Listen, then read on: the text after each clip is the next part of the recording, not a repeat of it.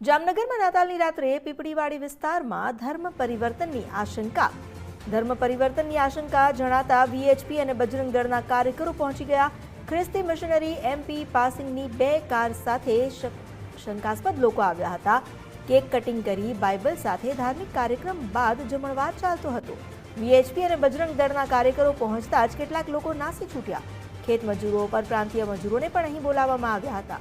ભોજન અને ધાર્મિક કાર્યક્રમમાં તેમને બોલાવવામાં આવ્યા હતા। આ મામલે જાણ થતાં જ મોટી સંખ્યામાં પોલીસનો કાફલો પણ પહોંચ્યો।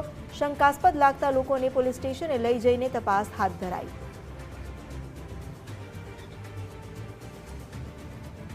અમારી સાથે જોડાયા છે સંવાદદાતા નથુ આહિર। નથુ, આજે ધર્મ પરિવર્તનની આશંકા જણાઈ છે, કાર્યક્રમ શું હતો, શું વિગતો સામે આવી છે?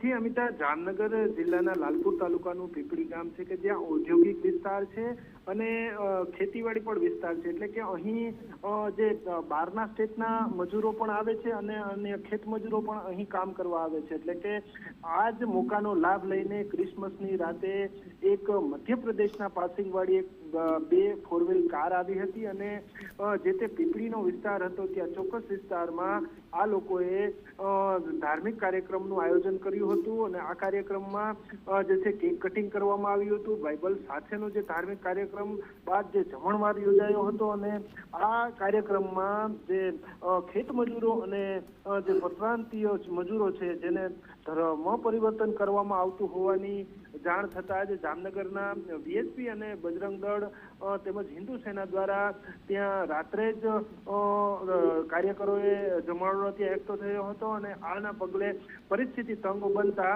પોલીસે પણ આ તપાસમાં ઝુકાવ્યું હતું અને લાલપુર પોલીસ અને એસપી સહિતનો જે કાફલો છે તે ઘટના સ્થળે પહોંચ્યો હતો। ખરેખર ધર્મ પરિવર્તન કરાવવામાં આવતું હતું કે કેમ, કાર્યક્રમ તેના કારણે યોજવામાં આવ્યો હતો, કોણ આ કાર્યક્રમ પાછળ છે, જેને લઈને હાલ જે વિગતો સામે નથી આવી, પરંતુ પોલીસે આ સમગ્ર મામલે ગંભીરતા દાખવીને હાલ જે છે તે તપાસના ચક્રો ગતિમાન કર્યા છે અને એલસીબી અને એસઓજીએ પણ આ જે છે તે ધર્મ પરિવર્તનની આશંકાની તપાસમાં ઝંપલાવ્યું છે। જી, આભાર આપનો જાણકારી આપવા માટે।